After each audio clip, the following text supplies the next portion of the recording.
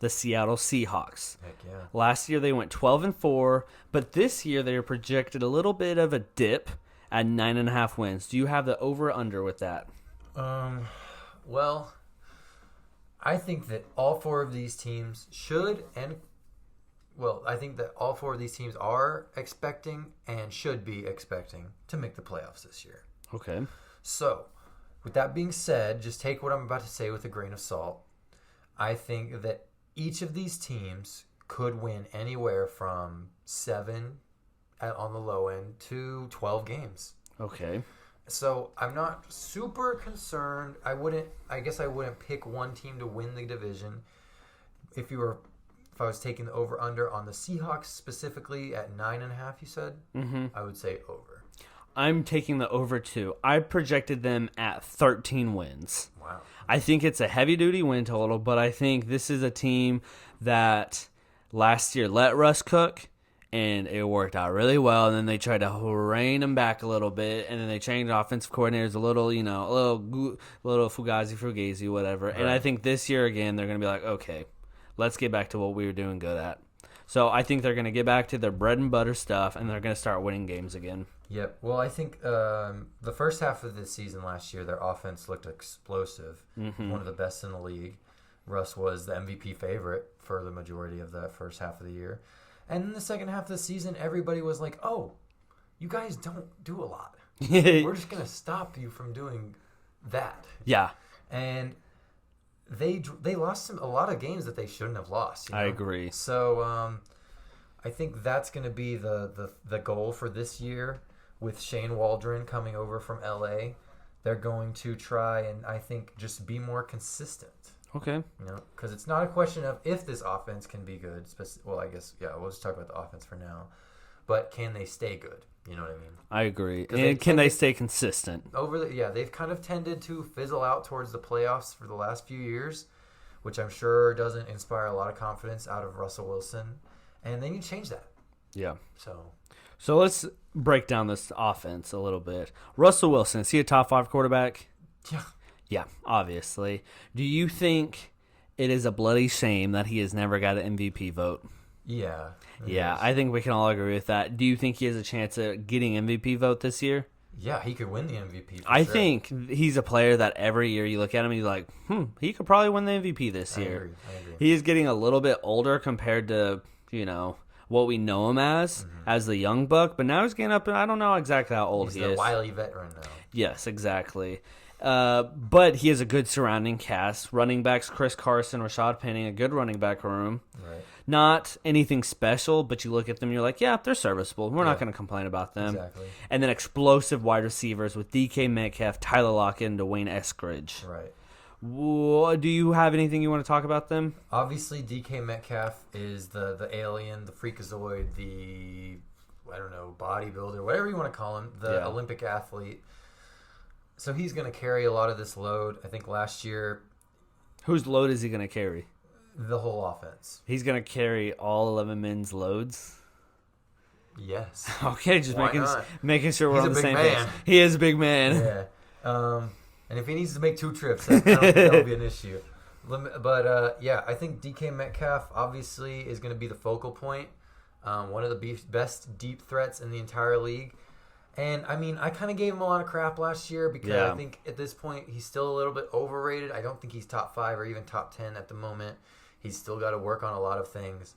But the sky is the limit for DK Metcalf. So, no complaints there. Yeah, and I think I agree with you. He's a little overrated because coming into the draft and getting drafted, he was underrated going in the second round. And I think the NFL media kind of tried to overcorrect, and they did overcorrect, and now he's overrated. Oh, he's Calvin Johnson. And no, he's not that good. He's not. I did see comparisons, and I was like, come on, guys, let's not go crazy. Yeah. And then the second best wide receiver, you could make a case for the best wide receiver. Tyler Locke has been consistent over the last 8 years. Probably one of the most consistent wide receivers in the league with Russell Wilson. Yes. I'm not going to be the one to say he's better than DK Metcalf, but he is very good.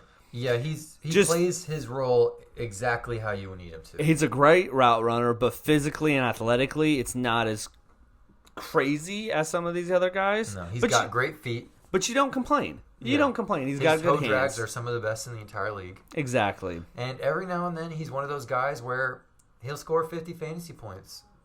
Yep. And, And then the next week, score none. well, yeah, the rest of the season. And then the only other wide receiver I kind of want to talk about is Dwayne Eskridge, their new rookie coming in. Probably shouldn't have got drafted where he was, but the Seattle Seahawks were like, okay, we need defense? No. We need offense? No. Let's just get another wide receiver. Whatever. Currently on the PUP list, but Just super fast. That's cool. yeah. And then Gerald Everett, Will Dissly, heading the tight end room. They just got Gerald Everett from the Rams, where he was doing all right there. Yeah, And definitely an upgrade. Yeah, he should expand in this role. Yeah. Anything you want to talk about them? I think that they're starting to address their offensive line a little bit. It's still not where it needs to be by any means, but they acquired Gabe Jackson from the Raiders. They signed Brandon Shell. Neither one of those guys are studs, but at least like they're getting new bodies in there, I guess. They Yeah. still have Trent Brown, even though, they're kind of going through a little bit of something with him right now. You mean Dwayne Brown? What did I say? Trent Brown. Oh, yeah, Dwayne Brown. Sorry. Yeah. When you said that, I was like, wait, he's not there. Dwayne Brown. Yeah. And, so, yeah, it's like I said, it still needs to improve, especially, for Russ's sake. I don't know how much longer he's going to deal with just okay at the offensive line. But Especially with the offseason they had with the controversy with Russ. I think if Right. they don't figure out the Dwayne Brown situation, it's going to be awful for Russell Wilson and the Seattle Seahawks. right, so, Anything else you want to say about the offense? no. So very consistent, very run-heavy offense, and they'll probably continue that this year. Yes. But let Russ cook, unleash the Russ. Just come on, just do it. Stop running the ball so much. Yeah. On the defensive side, do you want to tackle this? The defense last year was not good. No. I think we all know that. They made the news after they acquired Jamal Adams, and he kind of got clowned this year. Not saying he was bad, but he had a couple of moments where he wasn't exactly as good as he was in New York. Now that might be, COVID off season. It was a kind of a tough year for a lot of defenses last year. So, this year you run it back and hopefully you'll get better results. But, This defense to me is they have a lot of studs, but then on paper it's like, yeah, this team is really like this defense should be really good with Quandre Diggs and Jamal Adams and Bobby Wagner and Carlos Dunlap. But then they play and you're like, what is going on here? Like Yeah. Bobby Wagner has always been a stud, and he always will be a stud as long as he plays. But like you said, Jamal Adams, Quandre Diggs, just nothing special you wanted. And then Jordan Brooks, their first-round pick from last year, was a reach, and everybody kind of knows that. And he didn't really play up to his expectation. And then they drafted L.J. Collier a little higher than they wanted to, and he still wasn't that good. And these guys just aren't really playing to their potential. yeah, they have capable bodies. I think the biggest issue for them is that they don't have very good corners. So they brought in Pierre Desir, who's like kind of a Band-Aid. They drafted Trey Brown.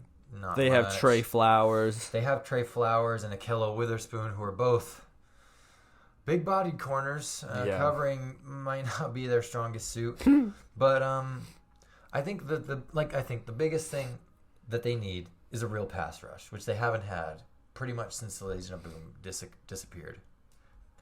Yeah, So I agree with that's that. gonna be. I don't think the answer for them is on the team currently. They're gonna have to try and manufacture some pressures one way or another in order to improve and look better than last year. Yeah. And I think this is a team that year after year, they're really good and they are always top of the division, even though as a team, I'm going to be honest, they're not that good compared to some of the top level teams, but I think Russell Wilson is a quarterback that's so good that he keeps them every single game. Do you Yeah. agree with that? Totally agree. If they get carried to the playoffs again, it's going to be because of Russell Wilson. If they don't, it's not going to be because of him.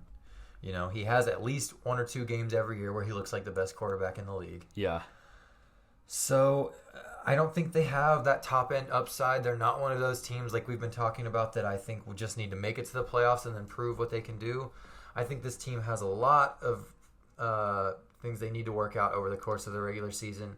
And then if they can make it into the playoffs, that's when they might be able to kind of surprise some people and make a run at it.